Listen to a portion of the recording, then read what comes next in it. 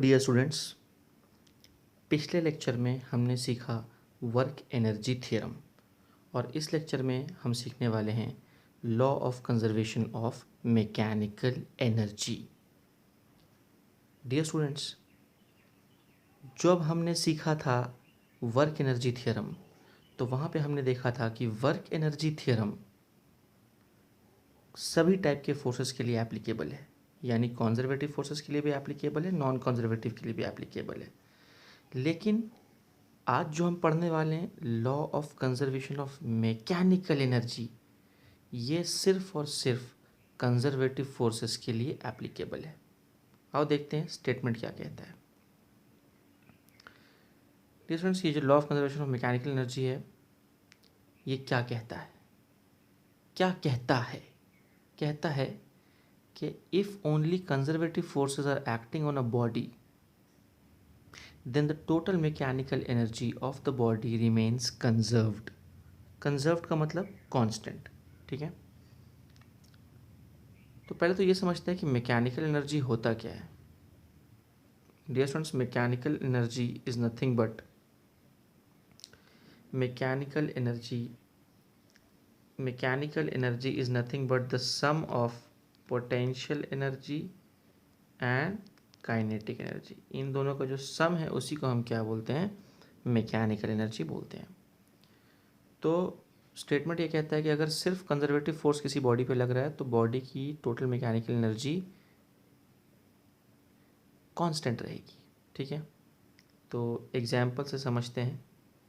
तो dear students, suppose ये ground है और ये एक बॉडी है, इसको हमने यहाँ पर से रिलीज़ किया, ठीक है।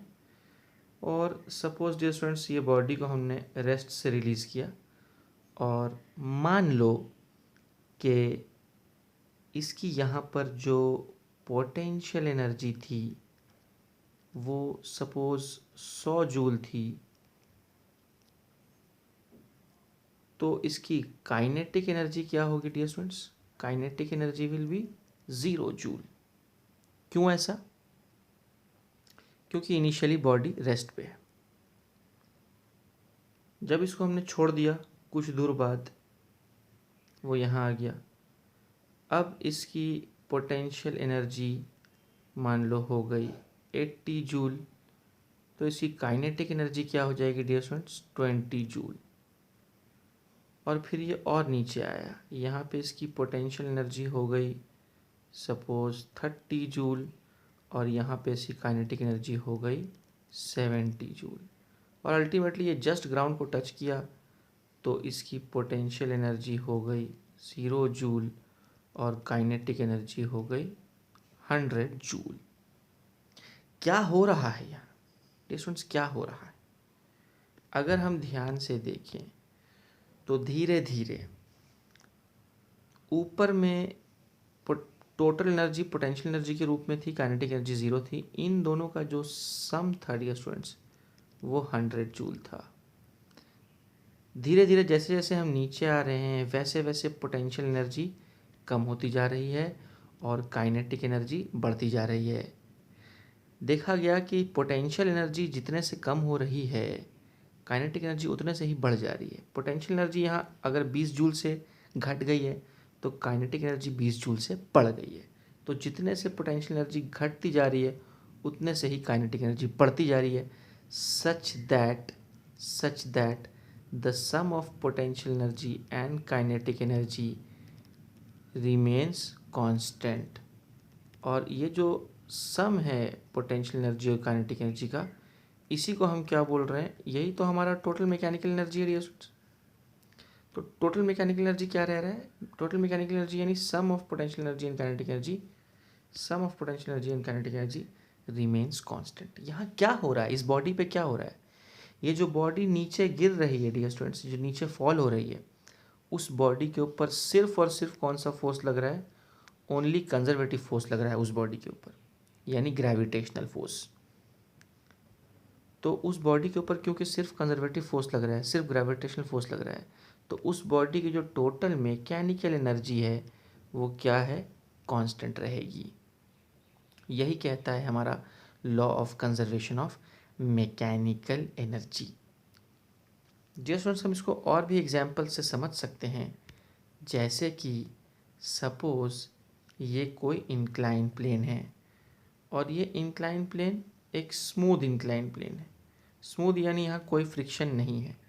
किसी बॉडी को हमने ऊपर से रिलीज़ किया, तो यहाँ पे भी हम बोल सकते हैं कि अगर बॉडी बोला हुआ है कि इनिशियली रेस्ट पे है, तो अगर बोला हुआ है कि बॉडी इनिशियली रेस्ट पे है, तो इसका मतलब है कि इसकी पोटेंशियल एनर्जी, अच्छा अगर ग्राउंड से इसका हाइट h है, तो पोटेंशियल एनर्जी कोई रैंडम वैल्यू ले लेते हैं, मान लो पोटेंशियल एनर्जी 100 जूल है, पर यहाँ पे काइनेटिक एनर्जी क्या होगी, 0 जूल। जब वो नीचे आना शुरू होगी रास्ते में किसी पॉइंट ऑफ टाइम पे, हम बोल सकते हैं कि यहाँ पे इसकी पोटेंशियल एनर्जी मान लो 50 जूल है, तो काइनेटिक एनर्जी भी मान लो 50 जूल हो जाएगी। और जब ये नीचे पहुँचेगी तो इसकी पोटेंशियल, अगर ये ग्राउंड पे पोटेंशियल एनर्जी 0 लो, तो यहाँ पे पोटेंशियल एनर्जी 0 हो जाएगी और काइनेटिक एनर्जी 100 जूल हो जाएगी। तो हम देख रहे हैं फिर से जो है पोटेंशियल एनर्जी और काइनेटिक एनर्जी का सम क्या रह रहा है, यानी जो मैकेनिकल एनर्जी है वो क्या रह रही है, कांस्टेंट रह रही है। क्यों कांस्टेंट रह रही है मैकेनिकल एनर्जी? ये इन दोनों का सम कांस्टेंट क्यों रह रहा है? क्योंकि ये जो बॉडी है, इस बॉडी के ऊपर सिर्फ और सिर्फ ग्रेविटेशनल फोर्स लग रहा,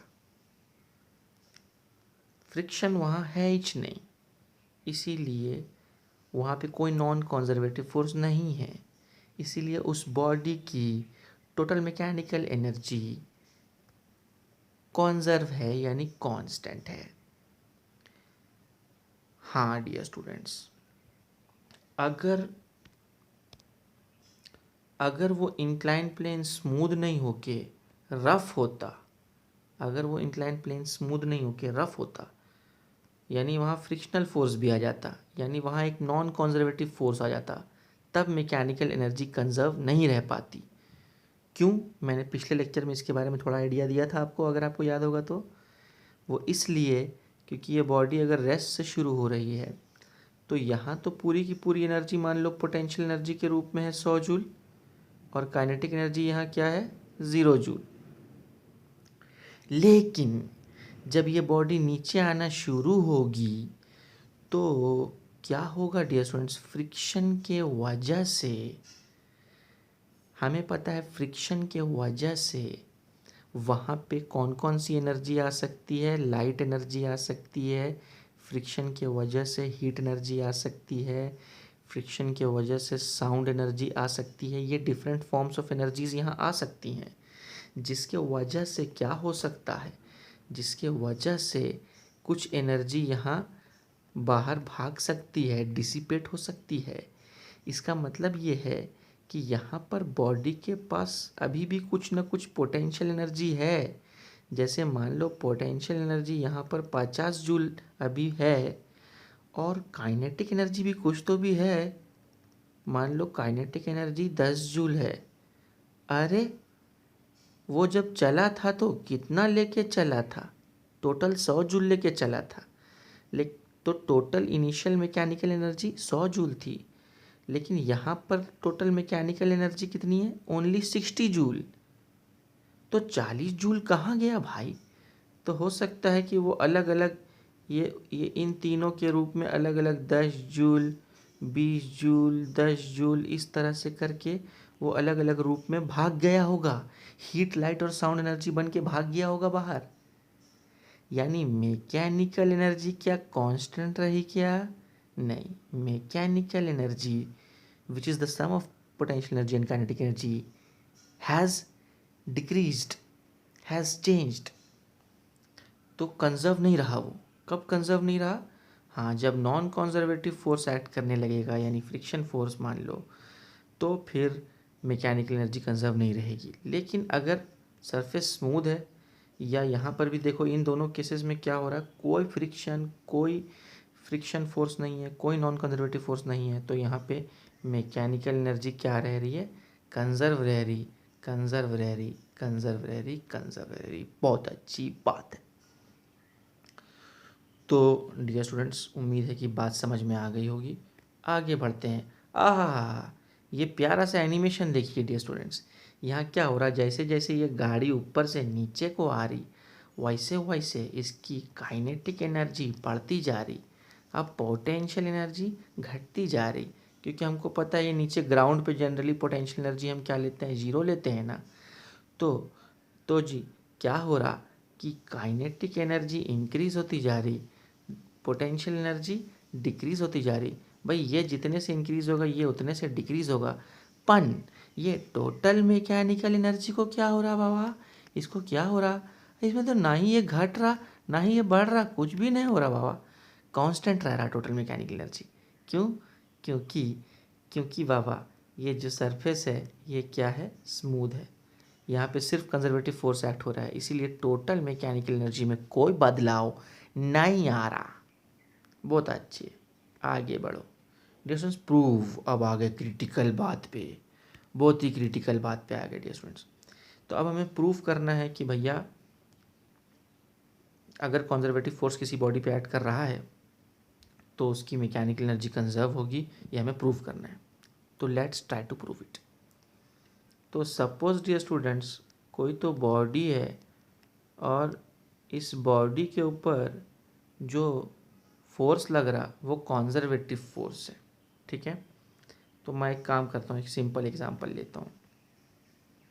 तो सपोज डियर स्टूडेंट्स ये एक बॉडी है, इसका मास m है, इसको रेस्ट से ऐसा रिलीज़ कर दिया, ये बॉडी नीचे गिरने लगेगा ऐसा करके। तो इस बॉडी के ऊपर सिर्फ और सिर्फ कौन सा फोर्स लग रहा है, कॉन्जर्वेटिव फोर्स लग रहा है, जो कि ग्रेविटेशनल फोर्स है। तो अभी हमको वर्क एनर्जी थ्योरम पता है। वर्क एनर्जी थ्योरम क्या कहते हैं, net work done by all the forces is equal to change in kinetic energy. Net work done by all the forces acting on a body is equal to change in kinetic energy of the body. अब अगर हम इस body को देखें तो इसके ऊपर तो सिर्फ और सिर्फ कंजर्वेटिव फोर्स एक्ट कर रहा है। तो यानी कि यहाँ नेट वर्क डन में कौन सा फोर्स का वर्क डन लेंगे, कंजर्वेटिव फोर्स का वर्क डन लेंगे।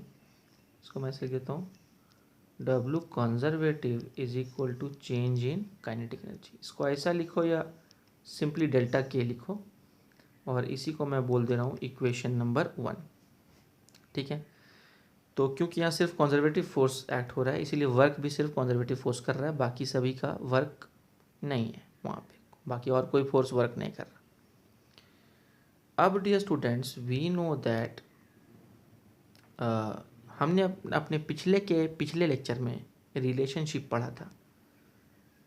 हमने देखा था कि W external is equal to negative of W conservative which is equal to change in potential energy.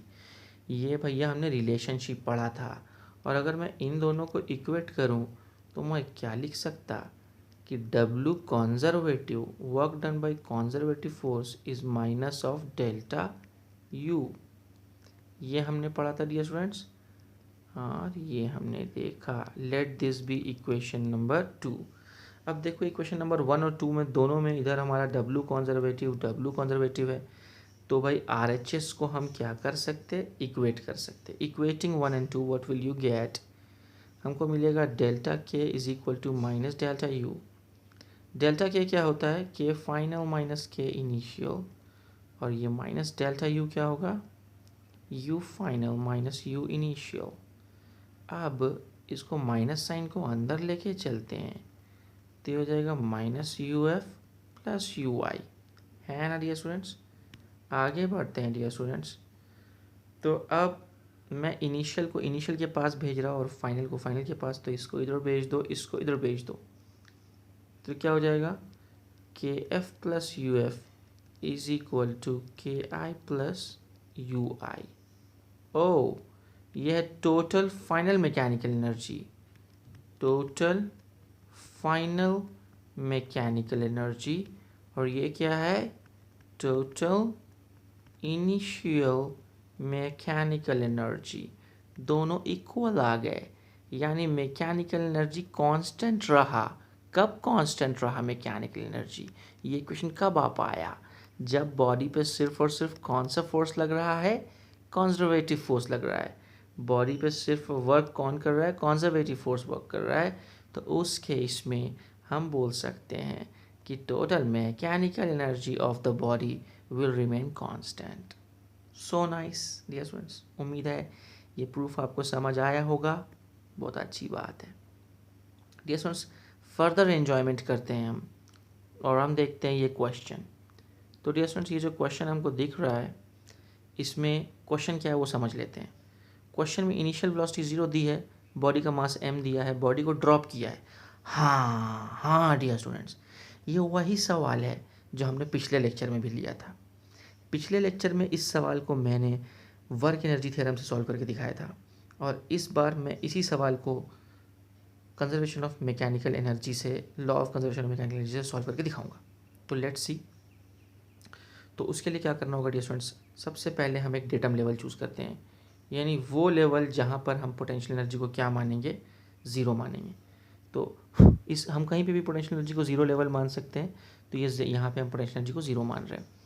अब डियर स्टूडेंट्स, तो हम क्या कर रहे हैं, इसको पॉइंट ए बोल रहे हैं और इसको पॉइंट बी बोल रहे हैं, और इन दोनों के पॉइंट्स के बीच में हम बोल रहे हैं total potential energy at A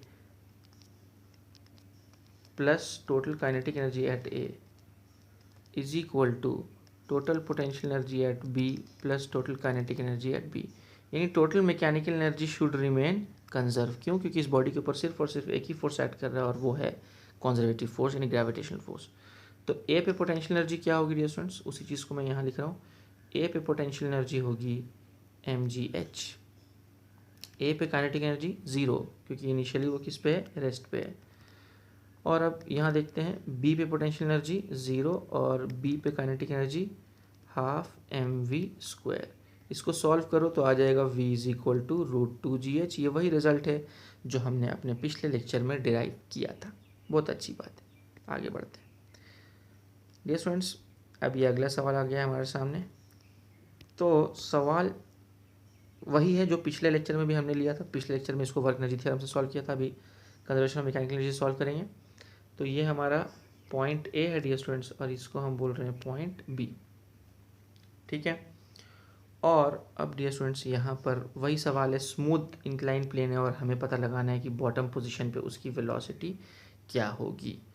तो हम कैसे पता लगा सकते हैं डियर स्टूडेंट्स, कुछ नहीं, फिर से वही करना होगा। Total potential energy at A plus total kinetic energy at A, ये टोटल मैकेनिकल एनर्जी ए पे हो गया, और पी एट बी प्लस के। ये क्यों लगा रहे हैं ये लॉ, क्योंकि यहाँ पर भी बॉडी के ऊपर सिर्फ और सिर्फ एक ही फोर्स एक्ट कर रहा है, और वो है ग्रेविटेशनल फोर्स, यानी कंजर्वेटिव फोर्स। बाकी फोर्सेस नॉर्मल भी एक्ट कर रहा है, पर बाकी लोगों का ना वर्क डन 0 है, तो वो रह के भी नहीं है ना, हो के भी है नहीं वहाँ पे वो, है ना। बहुत अच्छी बात है। तो अब ए पे जो पोटेंशियल एनर्जी है, उसके लिए पोटेंशियल एनर्जी के लिए हमको रेफरेंस लेवल चूज़ करना पड़ेगा, और रेफरेंस लेवल हम फिर से यहाँ ग्राउंड पे चूज़ कर रहे हैं डियर स्टूडेंट्स। तो यहाँ पर हम पोटेंशियल एनर्जी को क्या ले रहे हैं, यहाँ पे पोटेंशियल एनर्जी को हम 0 ले रहे हैं।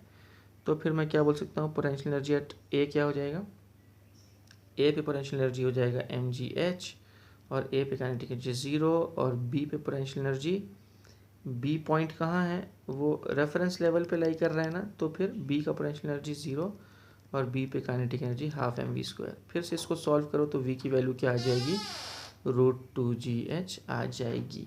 ओके डियर स्टूडेंट्स, ये भी हो गया, बहुत अच्छे, सेम टू सेम आ गया ना, और बहुत ईजिली आ गया, मजे लो। आगे बढ़ते हैं डियर स्टूडेंट्स। अगला सवाल, ये भी हमने पिछले लेक्चर में लिया था, और इस बार देखना ये बड़ी आसानी से सॉल्व हो जाएगा। तो डियर स्टूडेंट्स, फिर से हम 2 पॉइंट्स लेंगे। तो ये इनिशियल पॉइंट ए हो गया, और ये फाइनल पॉइंट बी हो गया। और फिर से पोटेंशियल एनर्जी के लिए हमको एक रेफरेंस लेवल चूज़ करना पड़ेगा। तो रेफरेंस लेवल हम यहाँ चूज़ कर रहे हैं। बॉडी को रेस्ट से रिलीज़ किया है, बॉडी को रेस्ट से रिलीज़ किया है, और पता लगाना है कि इस पॉइंट पर उसकी बॉडी की फाइनल वेलोसिटी क्या होगी, वो हमें पता लगाना है। तो ये जो रेफरेंस लेवल है, यहाँ पे हमने पोटेंशियल एनर्जी को क्या मान लिया, 0 मान लिया। तो फिर से हम वही करेंगे, ये जो पॉइंट ए है और ये जो पॉइंट बी है, इन दोनों के बीच में हम कंजर्वेशन ऑफ मैकेनिकल एनर्जी लगाएंगे। क्यों लगाएंगे कंजर्वेशन ऑफ मैकेनिकल एनर्जी, क्योंकि वैसे तो यहाँ टेंशन भी है, लेकिन टेंशन का वर्क डन क्या है डियर स्टूडेंट्स, 0 है। तो वर्क सिर्फ इसके ऊपर कौन कर रहा है, वर्क इसके ऊपर सिर्फ और सिर्फ ग्रेविटेशनल फोर्स mg इसके ऊपर वर्क कर रहा है और कोई लोग इस पर वर्क नहीं कर रहे। तो फिर से हम वही करेंगे, हम बोलेंगे potential energy at A plus kinetic energy at A should be equal to potential energy at B plus kinetic energy at B. अब देखते हैं dear students, potential energy at A की अगर हम बात करेंगे तो रेफरेंस लेवल से उसकी हाइट क्या है उस पार्टिकल की, h है, तो इसको हम mgh बोल देंगे और ये तो हमारा ज़ीरो हो जाएगा डियर स्टूडेंट्स। और पोटेंशियल एनर्जी एट बी क्या होगा, बी पे पोटेंशियल एनर्जी ज़ीरो हो जाएगी क्योंकि बी वाला पॉइंट रेफरेंस लेवल पे लाई कर रहा है। और काइनेटिक एनर्जी एट बी जो है उसको मैं बोल दूंगा हाफ mv²। फिर से इसको सॉल्व करेंगे तो आ जाएगा v is equal to √2gh। और यहाँ पे h को हम क्या लिख सकते हैं dear students, l into 1 minus cos theta. ये कैसे लिख दिया जानने के लिए देखेंगे पिछला लेक्चर जो मैंने पढ़ाया था। Okay, so nice, so easy. आगे बढ़ते हैं। हा, सो स्वीट एनिमेशन। धक्का लगा, धक्का।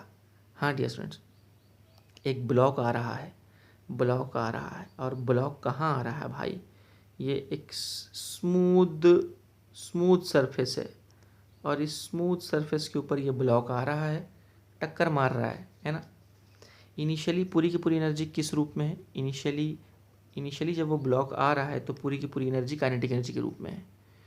पूरी की पूरी एनर्जी देखो काइनेटिक एनर्जी के रूप में, लेकिन टक्कर जैसी हुई और स्प्रिंग दबना शुरू हुआ तो काइनेटिक एनर्जी किस में कन्वर्ट हो गई, पूरी की पूरी पोटेंशियल एनर्जी में कन्वर्ट हो गई। तो यहाँ पर डियर स्टूडेंट्स हमको ये ब्लॉक का मास दिया हुआ है, हमको ब्लॉक एक कांस्टेंट वेलोसिटी से आ रहा है, ये जो ब्लॉक आ रहा है ये कांस्टेंट वेलोसिटी से आ रहा है और उसकी वैल्यू भी हमको दी हुई है। और जो स्प्रिंग है, स्प्रिंग का जो स्प्रिंग कांस्टेंट k होता है वो k की वैल्यू भी हमको दी हुई है। पता क्या लगाना है, पता लगाना है एक्स मैक्स यानी maximum compression of the spring कितना होगा वो हमको पता लगाना है। तो डियर स्टूडेंट्स देखो ये नीचे मैंने दो डायग्राम्स दिखाए हैं, ये दो डायग्राम्स मैंने दिखाए हैं, उनको ध्यान से देखते हैं। तो इनिशियली ये ब्लॉक जो है कांस्टेंट वेलोसिटी से आगे बढ़ रहा है, ठीक है। तो ब्लॉक जैसे ही इसको हिट करेगा तो ब्लॉक उसको यहाँ से लेकर के यहाँ तक उसको कंप्रेस किया, तो यही हमारा डियर स्टूडेंट्स क्या हो जाएगा, एक्स मैक्स हो जाएगा, यानी मैक्सिमम कॉम्प्रेशन स्प्रिंग की ये हो जाएगी। क्योंकि फिर ये v0 के बाद फिर ये ब्लॉक वापस आना शुरू कर देगा, ठीक है। तो v0 होने तक वो ब्लॉक आगे बढ़ता रहेगा और स्प्रिंग को कंप्लीटली कॉम्प्रेस कर देगा, ठीक है। तो इस तरह से अब हम क्या कर रहे हैं कि इसको लेवल ए बोल देते हैं और इसको लेवल बी बोल देते हैं। यानी लेवल ए पे क्या हो रहा है, लेवल ए पे यहाँ पे ब्लॉक ने जस्ट हिट किया है उसको और वहाँ से हमको वो आगे बढ़ाना है डियर स्टूडेंट्स, ठीक है। तो अब हम क्या कर रहे हैं, ए और बी के बीच में फिर से हम लगाएंगे कंजर्वेशन ऑफ मैकेनिकल एनर्जी। लेकिन सवाल यह है कि फिर से हम कंजर्वेशन ऑफ मैकेनिकल एनर्जी क्यों लगा रहे हैं, क्योंकि इस ब्लॉक के ऊपर जैसे ही ब्लॉक ने स्प्रिंग को हिट किया तो उसके ऊपर सिर्फ ब्लॉक के ऊपर एक ही फोर्स लग रहा है, ब्लॉक के ऊपर सिर्फ एक ही फोर्स लग रहा है और वो है स्प्रिंग फोर्स। और ये स्प्रिंग फोर्स कैसा फोर्स होता है डियर स्टूडेंट्स, स्प्रिंग फोर्स एक कंजर्वेटिव फोर्स होता है। तो क्योंकि यहाँ पे सिर्फ कंजर्वेटिव फोर्स लग रहा है इसलिए यहाँ पे हम कंजर्वेशन ऑफ मैकेनिकल एनर्जी लगा सकते हैं, बहुत अच्छी बात है। तो डियर स्टूडेंट्स यहाँ पे हम बोलेंगे कि P at A plus KE at A is equal to P at B plus KE at B, ठीक है। अब A पे हमारा पोटेंशियल एनर्जी क्या है वो देखते हैं डियर स्टूडेंट्स। A यानी ये वाला पॉइंट और B यानी ये वाला पॉइंट, ठीक है। तो डियर स्टूडेंट्स पॉइंट A पर अगर हम देखें तो यहाँ पर बॉडी के पास कोई पोटेंशियल एनर्जी नहीं है, कोई पोटेंशियल एनर्जी नहीं है क्योंकि वो ग्राउंड पे रखा हुआ है, वो बॉडी कहाँ है, ग्राउंड पे है, तो उसकी कोई पोटेंशियल एनर्जी नहीं है। स्प्रिंग अभी प्रेस नहीं होना, अभी पॉइंट ए पर जो इसने जस्ट हिट किया है स्प्रिंग को, अभी स्प्रिंग दबी नहीं है, तो इसीलिए यहाँ पे पोटेंशियल एनर्जी क्या हो जाएगा, ज़ीरो हो जाएगा। काइनेटिक एनर्जी हाफ mv² ले लेंगे। बी की जब बात करें, बी यहाँ देखो नीचे, बी मतलब इसने पूरा कंप्रेस कर दिया है स्प्रिंग को, तो क्योंकि वो कंप्रेस करके रेस्ट पे आ गया है तो उसकी काइनेटिक एनर्जी क्या हो जाएगी, बी पर ज़ीरो हो जाएगी। और पोटेंशियल एनर्जी अभी कौन सी है, स्प्रिंग पूरा का पूरा कंप्रेस हो चुका है, तो पोटेंशियल एनर्जी स्प्रिंग की क्या होती है, हाफ के एक्स मैक्स का स्क्वायर, ठीक है डियर स्टूडेंट्स।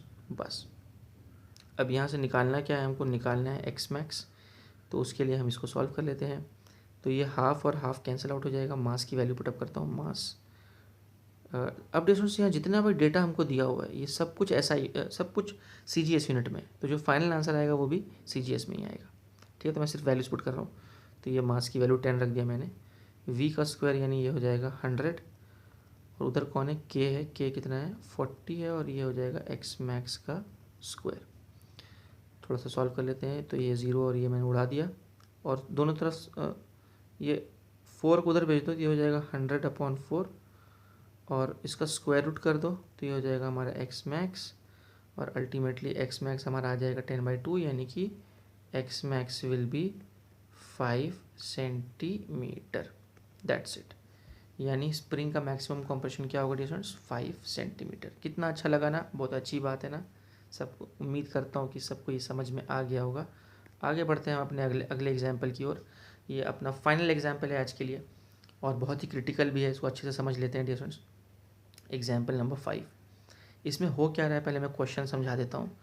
हो ये रहा है डियर स्टूडेंट्स कि 1 किलो का ब्लॉक है, और उस 1 किलो के ब्लॉक को ड्रॉप किया जा रहा है। वो ब्लॉक रेस्ट से ड्रॉप हो रहा है, वो हम देख सकते हैं इनिशियली वो रेस्ट पे है, और उसको H = 3/4 से हम ड्रॉप कर रहे हैं डियर स्टूडेंट्स। तो वो स्प्रिंग के ऊपर टकराएगा और टकरा के स्प्रिंग को कंप्रेस कर देगा। अब यहाँ पे पता क्या लगाना है, वही जो पिछले प्रॉब्लम में पता लगाना था। यहाँ पे हमको पता लगाना है कि what will be the maximum compression in the spring, और इसी कॉम्प्रेशन को मैं मैक्सिमम कॉम्प्रेशन बोल रहा हूँ, वही पता लगाना है। ये x की वैल्यू मैक्सिमम क्यों हो गई, क्योंकि वेलोसिटी 0 हो गई, ब्लॉक रेस्ट पे आ गया। देखो जैसे ही ये ब्लॉक आके स्प्रिंग को टकराया होगा, ब्लॉक की वेलोसिटी कम होती गई होगी, और कम होते होते अल्टीमेटली ब्लॉक की वेलोसिटी क्या हो गई, 0। अब इस पॉइंट के बाद से ब्लॉक उल्टा जाना शुरू करेगा, यानी स्प्रिंग अब एक्सपांड होना शुरू होगा। After this point spring will start expanding, यानी कि स्प्रिंग को जितना कॉम्प्रेस होना था वो इस पॉइंट तक कॉम्प्रेस हो गया, जितना भी उसको कॉम्प्रेस होना था। अब फर्दर और कॉम्प्रेस नहीं होगा, इसीलिए इसके करस्पॉन्डिंग जो एक्स को हमने एक्स मैक्स बोला हुआ है। ठीक है, बहुत अच्छी बात है। तो फिर से इस बॉडी के ऊपर 2 पॉइंट्स मैं पहले बता देता हूँ। 2 पॉइंट्स कौन से हैं यहाँ पे। तो डियर स्टूडेंट्स अगर हम ध्यान से देखें तो एक पॉइंट हमारा ये है, ये इनिशियल पॉइंट है ए, और फाइनल पॉइंट कहाँ है, ये हमारा फाइनल पॉइंट है बी। यहाँ लिख देता हूँ बी। तो अब इनिशियल और फाइनल पॉइंट के बीच में हमको law of conservation of mechanical energy लगाना है, यानी कि dear students potential energy at A plus kinetic energy at A is equal to potential energy at B plus kinetic energy at B. अब ये मैं क्यों लगा पा रहा हूँ फिर से, क्योंकि ए से बी तक डियर स्टूडेंट्स 2 फोर्सेस लग रहे हैं उस बॉडी के ऊपर। एक तो ग्रेविटेशनल फोर्स जो उसको नीचे खींच के ला रहा, और टक्कर खाने के बाद स्प्रिंग फोर्स भी लगने लगा। तो यानी कि ग्रेविटेशनल फोर्स और स्प्रिंग फोर्स, 2 फोर्सेस उस बॉडी पे लग रहे हैं ए से बी तक, और ये दोनों ही फोर्सेस कंजर्वेटिव फोर्स हैं। इसीलिए यहाँ पे कोई फ्रिक्शन, कोई एयर का भी फ्रिक्शन नहीं, ना कोई एयर का फ्रिक्शन है, ना कोई ग्राउंड का फ्रिक्शन है। तो कोई भी तरह का रेजिस्टिंग फोर्स यहाँ पे नहीं है, कोई भी तरह का नॉन कंजर्वेटिव फोर्स यहाँ पे नहीं है। इसीलिए हम यहाँ पे लगा रहे हैं law of conservation of mechanical energy. तो चलो डियर स्टूडेंट्स यहाँ पे वैल्यू पुट करते हैं हम, और वैल्यू पुट करके देखते हैं क्या हो रहा है। तो अब देखो इसके लिए फिर से हमको रेफरेंस लेवल चूज़ करना पड़ेगा। डियर स्टूडेंट्स ध्यान से देखो, पोटेंशियल एनर्जी का जब रेफरेंस लेवल चूज़ करेंगे तो क्या यहाँ पे हमको ग्राउंड से हाइट दी हुई है, नहीं, ग्राउंड से हाइट नहीं दी है हमको, कोई भी डिस्टेंस ग्राउंड से नहीं दिया हुआ है। तो इसीलिए देखो ध्यान से देखो, हमको ये दूरी नहीं मालूम, हमको ये वाली दूरी मालूम है क्या, नहीं मालूम ना, नहीं मालूम। देखो इसीलिए कोई मतलब नहीं है, ग्राउंड पर रेफरेंस लेवल लेके कोई मतलब नहीं है डियर स्टूडेंट्स। तो चालाकी से मैं रेफरेंस लेवल कहाँ ले रहा हूँ डियर स्टूडेंट्स, मैं रेफरेंस लेवल यहाँ चूज़ कर रहा हूँ, जो लोएस्ट पोजीशन है ब्लॉक की, पॉइंट बी पर। Point B is the lowest position, वहीं पर मैं रेफरेंस लेवल चूज़ कर रहा हूँ। अगर तुमको याद होगा डियर स्टूडेंट्स, इस केस में हमने रेफरेंस लेवल कहाँ चूज़ किया था, इस केस में हमने रेफरेंस लेवल यहाँ चूज़ किया था। यहाँ क्यों चूज़ किया था, क्योंकि ये पॉइंट बी का पॉइंट था ना, ये लोएस्ट पॉइंट था। जो लोएस्ट पॉइंट होता है ना किसी पार्टिकल का, वहाँ पे रेफरेंस लेवल चूज़ करोगे तो तुमको बहुत ही मज़ा आएगा। समझ आए डियर स्टूडेंट्स। हाँ जी, coming back to this question. तो यहाँ पर हमने पोटेंशियल एनर्जी क्या ले लिया है, यहाँ पे हमने पोटेंशियल एनर्जी 0 ले लिया है इस लेवल पे। ठीक है, ओके जी। तो अब इस इक्वेशन की बात करें तो पहले हम देखते हैं पोटेंशियल एनर्जी एट ए। तो ए पे पोटेंशियल एनर्जी क्या होगी, रेफरेंस लेवल से हाइट देखना होगा डियर स्टूडेंट्स, रेफरेंस लेवल से हाइट क्या होगा। तो मैं बोल रहा हूँ ए पे पोटेंशियल एनर्जी होगी एम जी और ये हो जाएगा एच प्लस एक्स मैक्स। तो मैं एक काम करता हूँ डियर स्टूडेंट्स, बार बार मैक्स लिखने का झमेला नहीं करता, सिर्फ एक्स लिखता हूँ, तुम समझ लो कि वो एक्स मैक्स है, ठीक है। तो ये समझ में आया सब कुछ डियर स्टूडेंट्स। हमने ना कौन सी हाइट ली है, हमने ये वाली हाइट ली है डियर स्टूडेंट्स, ये हाइट ली है। रेफरेंस लेवल से इनिशियली पार्टिकल की हाइट जो थी वो क्या थी, एच प्लस एक्स मैक्स, ठीक है। तो वही हमने यहाँ पर लिया है। तो अब डियर स्टूडेंट्स, तो ये मैंने लिख दिया potential energy at A plus kinetic energy at A. तो ए पे काइनेटिक एनर्जी क्या है, ए पे काइनेटिक एनर्जी 0 है। अब पोटेंशियल एनर्जी एट बी देखते हैं, बी पे पोटेंशियल एनर्जी 0 है क्योंकि वहीं पे रेफरेंस लेवल चूज़ किया है। और बी पे काइनेटिक एनर्जी क्या होगी, बी पे पोटेंशियल एनर्जी 0 और बी पे काइनेटिक एनर्जी, हाँ एक मिनट स्टूडेंट्स, यहाँ पर अब एक क्रिटिकल बात यह है कि जब हम बी पे पोटेंशियल एनर्जी की बात करेंगे तो बी पे ग्रेविटेशनल पोटेंशियल एनर्जी तो 0 हो गई है, बी पर ग्रेविटेशनल पोटेंशियल एनर्जी तो 0 हो गई है, पर बी पर स्प्रिंग पोटेंशियल एनर्जी 0 नहीं हुई है। बी पर स्प्रिंग कॉम्प्रेस हो गया है, तो बी पर जो स्प्रिंग पोटेंशियल एनर्जी है वो हाफ के एक्स स्क्वायर हो जाएगा, ठीक है। कहाँ पर, बी पर ग्रेविटेशनल पोटेंशियल एनर्जी 0 है पर स्प्रिंग पोटेंशियल एनर्जी तो है ना। तो जब हम पोटेंशियल एनर्जी एट बी की बात करते हैं तो हम सारे के सारे पोटेंशियल एनर्जीज की बात करते हैं जो भी वहाँ अवेलेबल है, चाहे वो स्प्रिंग पोटेंशियल एनर्जी हो चाहे वो ग्रेविटेशनल पोटेंशियल, जो कुछ भी है वहाँ पे पोटेंशियल एनर्जी के रूप में वो यहाँ पे डालना पड़ेगा। Plus kinetic energy at B क्या हो जाएगा, 0, ठीक है। तो ये इक्वेशन हमने बना लिया, इसको फर्दर सॉल्व करते हैं। मैं वैल्यूज पुटअप करता हूँ डियर स्टूडेंट्स। तो मास कितना दिया हुआ है, 1 किलो, तो ये तो 1 हो जाएगा, ये G10 हो जाएगा। H हमको दिया हुआ है 3/4 और ये हो जाएगा प्लस x, ठीक है, जो हमें निकालना है। और ये इधर क्या हो जाएगा, ये हो जाएगा हाफ, k की वैल्यू कितनी है 20 और ये हो जाएगा x का स्क्वायर। तो ये 2 10 से कट गया और ये 10 और 10 कैंसिल आउट हो गया। तो मैं लिखता हूँ 3/4 plus X is equal to X square. और मैं थोड़ा सा इसको और रीअरेंज कर देता हूँ, क्वाड्रेटिक इक्वेशन बन जाएगा। तो ये बन जाएगा X square minus X minus 3/4 is equal to 0, ठीक है। ये बन गया हमारा क्वाड्रेटिक इक्वेशन। ध्यान से देखेंगे डियर स्टूडेंट्स। अब इसको मैं कंपेयर कर रहा हूँ ax square plus B X plus C equal to 0 से कंपेयर कर रहा हूँ। तो अगर इससे कंपेयर करेंगे तो हमारा यहाँ पे कुछ नहीं, मतलब ये 1 है ना। तो हमारा यहाँ पे मैं क्या बोल सकता हूँ कि हमारा a क्या है, 1 है, ठीक है, b क्या है, -1 है और c क्या है, -3/4 है, ठीक है। फॉर्मूला पे आते हैं। क्वाड्रेटिक इक्वेशन का जो फॉर्मूला है वो फॉर्मूला होता है कि भैया जो x की वैल्यू होती है वो होती है -b plus minus root under b square minus 4ac upon 2a, ठीक है। तो इसी में मैं वैल्यू सब्स्टिट्यूट कर देता हूँ। तो हो जाएगा -b यानी minus of -1 which will be +1 plus minus root under b square, b का स्क्वायर यानी -1 का स्क्वायर जो कि 1 हो जाएगा, -4 इंटू a कितना है 1 और c कितना है -3/4 अपॉन 2a यानी 2 टाइम्स 1, ठीक है डियर। तो अब इसको ध्यान से देखें तो ये 4 और 4 कैंसिल आउट हो जाएगा और माइनस माइनस प्लस यानी हो जाएगा 1 प्लस माइनस रूट अंडर 3 + 1 4 और ये हो जाएगा हमारा 2 और अल्टीमेटली ये हो जाएगा x की वैल्यू जो आ रही है निकल के वो 1 प्लस माइनस 2 अपॉन 2। अब इससे हम दो चीज़ें निकाल सकते हैं, दो रिजल्ट्स निकल के आएंगे। एक तो रिजल्ट हमारा निकल के आएगा यहाँ से x इक्वल टू 1 + 2/2 यानी 3/2 विच इज़ 1.5, ठीक है। और x की दूसरी वैल्यू क्या निकल के आएगी 1 - 2 अपॉन 2।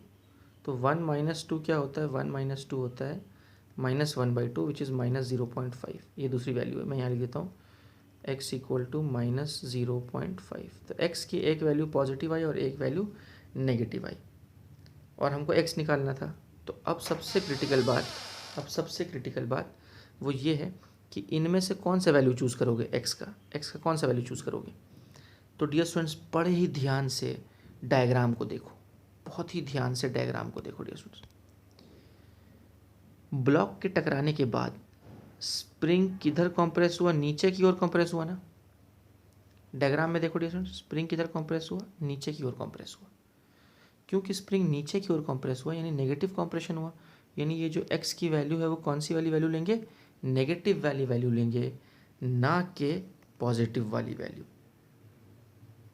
क्योंकि अगर ये स्प्रिंग ऊपर स्ट्रेच हो रहा होता तब एक्स पॉजिटिव होता, लेकिन स्प्रिंग तो ऊपर से नहीं स्ट्रेच नहीं हो रहा, नीचे की तरफ कॉम्प्रेस हो रहा है, तो नीचे मतलब नेगेटिव, ऊपर मतलब पॉजिटिव, राइट मतलब पॉजिटिव, लेफ्ट मतलब नेगेटिव, इस तरह से होता है ना बाबा। तो इसीलिए डियर स्टूडेंट्स सिंपली यूनिट भी पुट कर दिया मीटर में, ऐसे लिख दो मीटर। तो ये हमारा फाइनल आंसर है, x will be -0.5 metre. Got it dear students. तो ये सबसे आखिरी वाला सबसे क्रिटिकल था, उम्मीद है सबको बात समझ में आ गई होगी। तो इसी के साथ साथ हमारा law of conservation of mechanical energy ख़त्म हुआ। डियर स्टूडेंट्स आप लोग अपने अपने रेफरेंस बुक से, जो भी रेफरेंस बुक आप यूज़ कर रहे हैं उसमें से आप, मैंने पिछले लेक्चर में वर्क एनर्जी थ्योरम पढ़ा दिया, अब तक जितनी भी चीज़ें मैंने पढ़ा दी हैं उन सब के ऊपर प्रॉब्लम्स सॉल्व करेंगे। और जो भी डाउट होगा, आपको पता है डाउट का क्या करना है, या तो नीचे कमेंट सेक्शन में डाउट पूछो या अपने व्हाट्सएप ग्रुप पे डाउट पूछो, प्रॉब्लम्स छुड़ाओ डियर स्टूडेंट्स। अगले लेक्चर में हम पढ़ेंगे पावर के बारे में, ठीक है। आज के लिए इतना बस करते हैं, ओवर एंड आउट।